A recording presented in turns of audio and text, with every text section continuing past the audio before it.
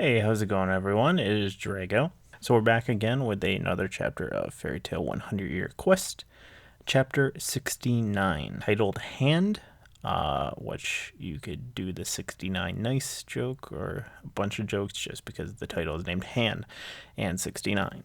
So I was planning on actually doing a cooking video because I'm really into cooking and stuff this week.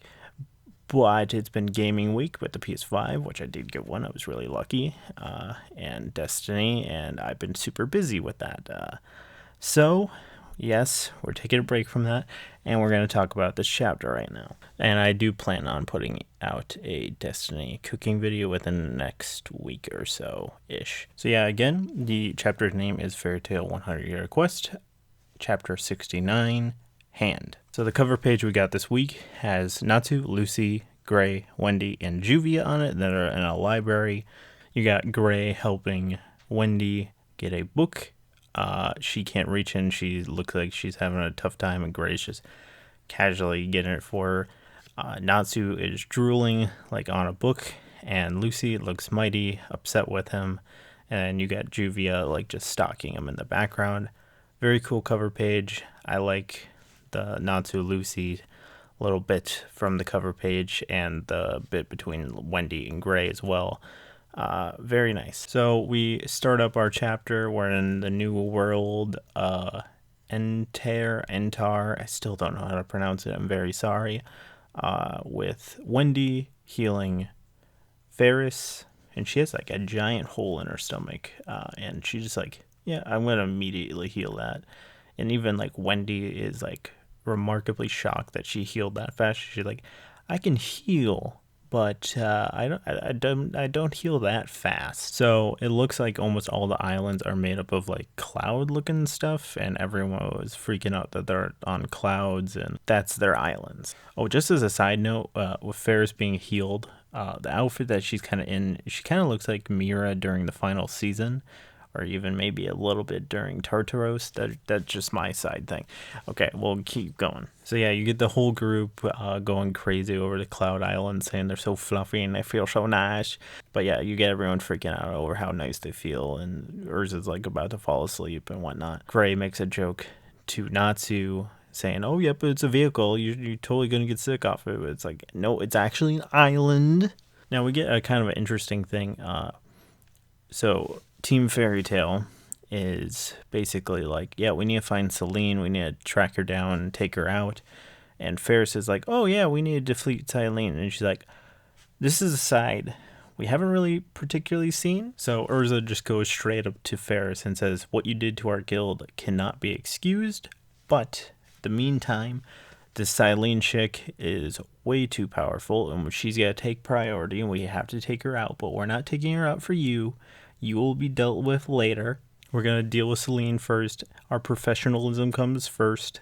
But yeah, you're going to be taken care of later. Very interesting.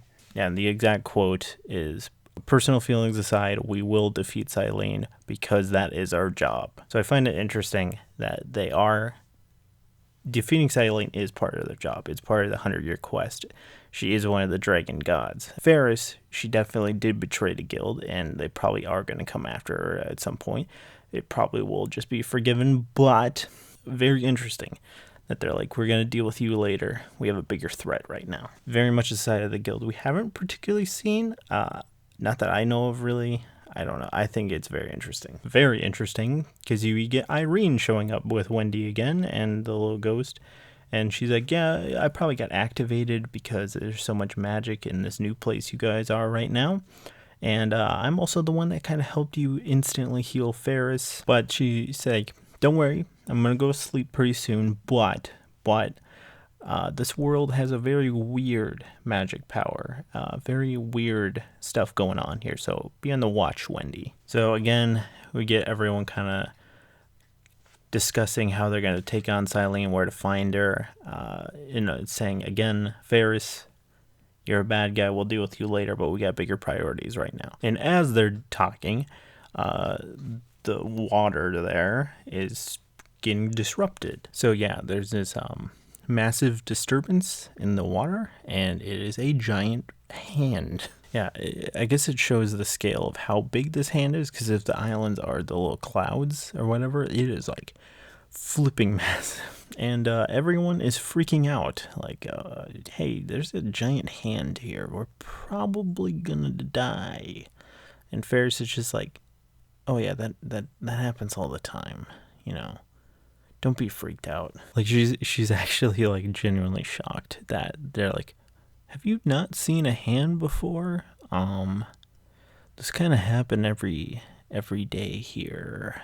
Do they not happen in Earthland? And they're like, no. That is the weirdest thing. Why? Why? Why? Now the only time they actually get alarmed is when the hand actually gets like a tattoo on it, and then they're like, oh, that doesn't normally happen. This is probably bad. But the tattoo honestly kind of remind me of Gray's curse mark.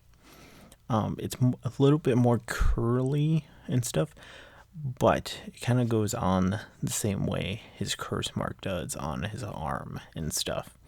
So it kind of reminded me of that, but it's still just a giant hand, like flailing its hand at you. So the hand grows really big, does like a grasp at the cloud that they're on, and does a fist, and they're all trapped in the cloud.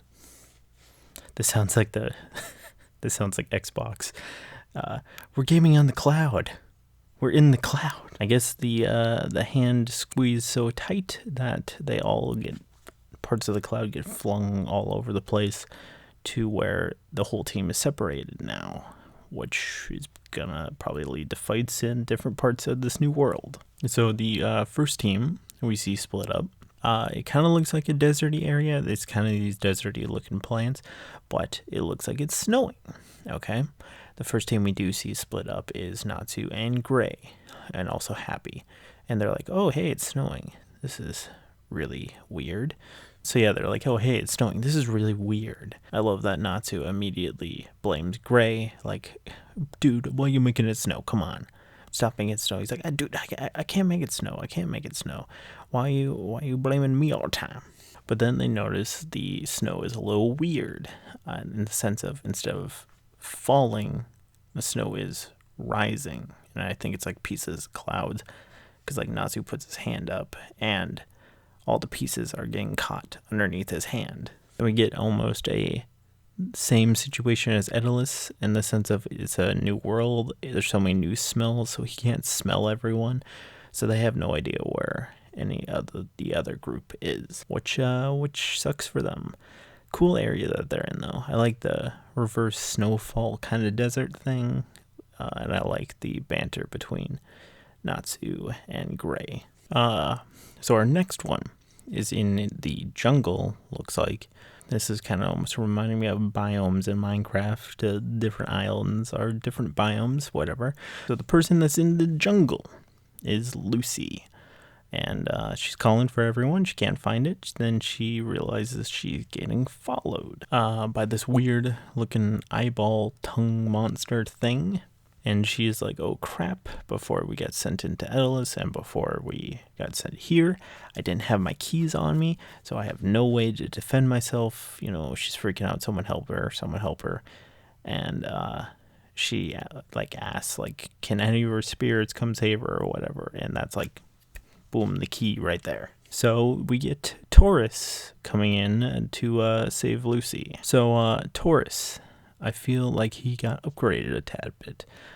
He's got a little bit of a outfit change. He's got like shoulder pads now, and like straps on his chest now. If you look up his old design, you can definitely see a difference. It's not nothing major, like he doesn't have new weapons or whatever. He just has shoulder pads now, basically. I kind of like the new design a little bit more. I don't know if this was just changed or this has been around for a while, if I haven't been observant, but I noticed that right off the bat. And she immediately, Taurus beats the monster guy in one swing, but immediately she's like, how did you get summoned? I didn't have the keys. He's like, oh, it's probably because of the world that we're in. Like, it's got so much magic that I can just like come on down, And I like the the face that Lucy makes, like, oh my goodness, this world is amazing. Oh my goodness. So we get to our last group, which is in like a rundown looking town. And our last group is Urza, Wendy, and Carla. So they're both commenting on how strange the buildings look and that there's no people around. And then they hear some sounds and see these weird, shadowy, distorted people-ish.